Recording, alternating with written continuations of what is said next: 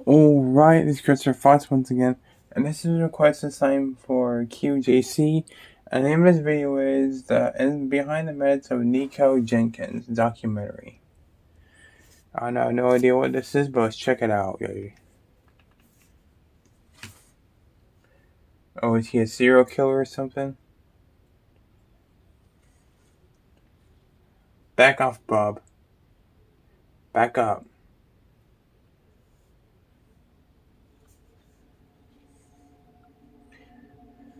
Nikko Allen Jenkins was born September 16, 1986 in Denver, Colorado, to parents David McGee and Lori Jenkins.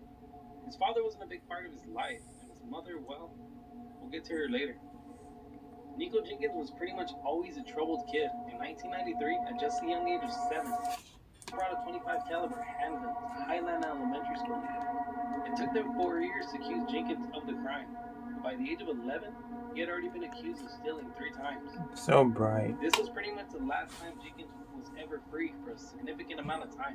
He's creepy looking. He was sent to a group home, but was quickly sent to youth detention center for hitting a minor with a clothes hanger and leaving whip marks on the child.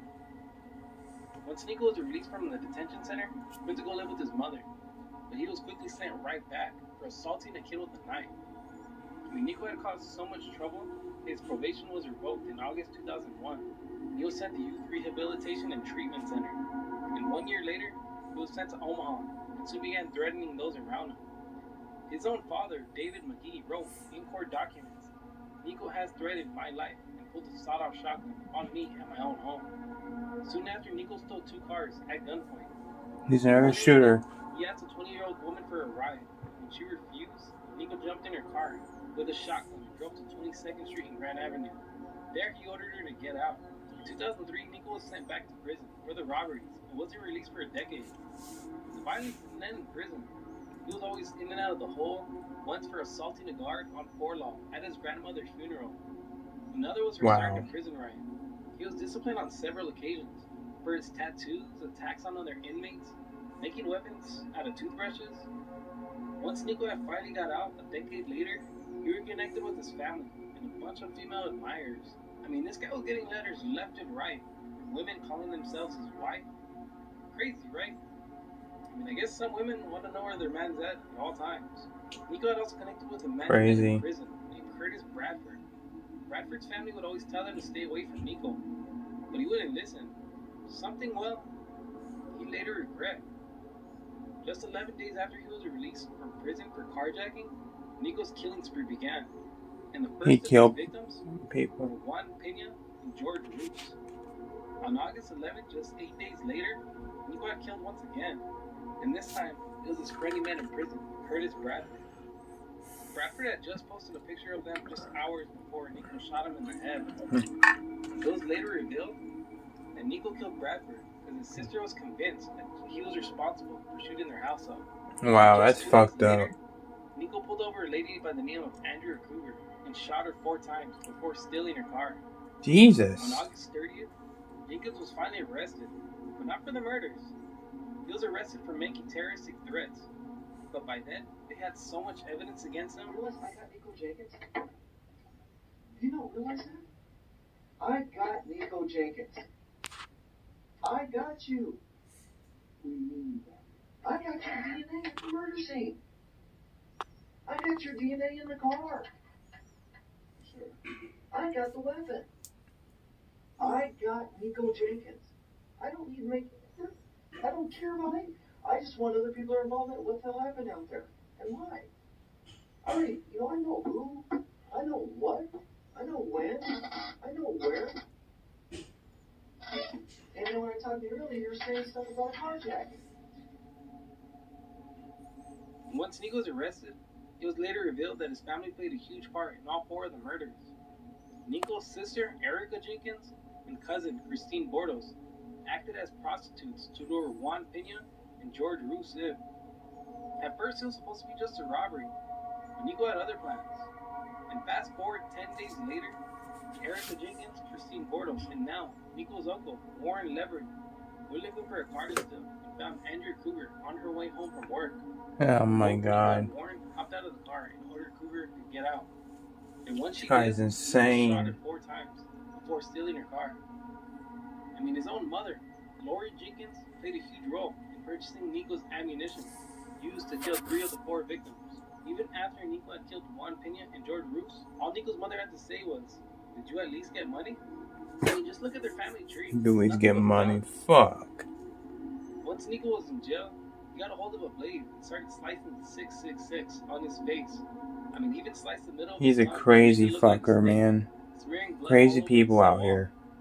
He even went as far as slicing his penis to make it look like an ancient Egyptian serpent god. Oh, He ended up needing 27 stitches. that's Yet disgusting. somebody worshipped Yeti and said it told him to murder the poor people. That's the same thing Chris Chan did. He put socks under his cell door, stopping item from passing underneath. He was no longer allowed to shave from keeping him from cutting himself. During his murder trial in Douglas County, Jenkins was assessed by a doctor who concluded Nikko was a psychopath, one of the most dangerous people he's ever encountered.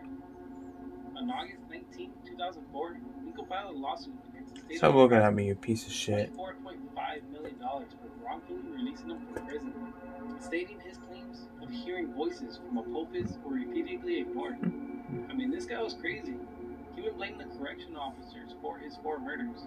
Jenkins' uncle, Warren Levering, pleaded no contest in the role of killing Andrew Kruger. He ended up getting sentenced to 40 years in prison. Nikko's cousin, Christine Bordos, Only getting 20 he deserves life. in convicting Jenkins and several of his family members. Maloney Jenkins and Lori Sells, sister of Nikko and Erica Jenkins, also testified against them. Maloney's reason stating that Erica had gotten her in so much trouble in the past. She was convicted of a felony robbery in 2005, and in 2003, she was responsible for a carjacking. And in that 2003 carjacking, her, Erica, and one of her cousins assaulted a woman with a stun gun before stealing her car, saying that she was done covering up information for Erica and Nikko, and that Erica had been thrilled about the murders. Also, Oh my god, that's sick. That it was her first murder. She even expressed frustration of Nikko shooting Curtis Bradford right after she did, saying that it was like claiming her first murder. Erica ended up getting life in prison, plus another 80 years on weapon charges for allegedly beating her. She got life, but the creepy dude got 40 years. That makes no fucking sense to me. Inmate at the Nebraska Center for Women, and that other inmate just happens to be your cousin, Christine Bordos. I mean, she beat her with a padlock. She gave her a concussion, broken nose, broken finger, broken arm. I mean, it's crazy. She had just testified against her. You'd think they'll keep them away from each other. Nikko's mother, Laura Jenkins, ended up getting 10 years for providing ammunition. But later, the court added another 5 years to her sentence. She won't be eligible for release until 2028. By then, she'll be 61. As for Nikko, well, he pleaded not guilty, and then changed his mind and pleaded guilty, and then changed his mind again and said he was ineligible for trial on grounds of insanity. But the judge quickly dismissed his appeals, and he was sentenced to life in prison. But in May 2017, Jenkins was sentenced to death by a 3-judge panel. Okay, never mind. He didn't get the death penalty. Alright guys, if you like the video, go ahead and give it a big thumbs up. And if you like the content, go ahead and subscribe. If you have anybody else you'd like me to do next, go ahead and comment down below. Thank you for watching, and see you in the next video. That was crazy, man. That guy is weird looking. Yeah. Yeah, that is the end of today's video. I'm going to post one more video, and it's a very important update video, so make sure you guys watch that, please. Thanks for watching. Take care. See you on the next video. And Megan and me will see you in the next video. Bye.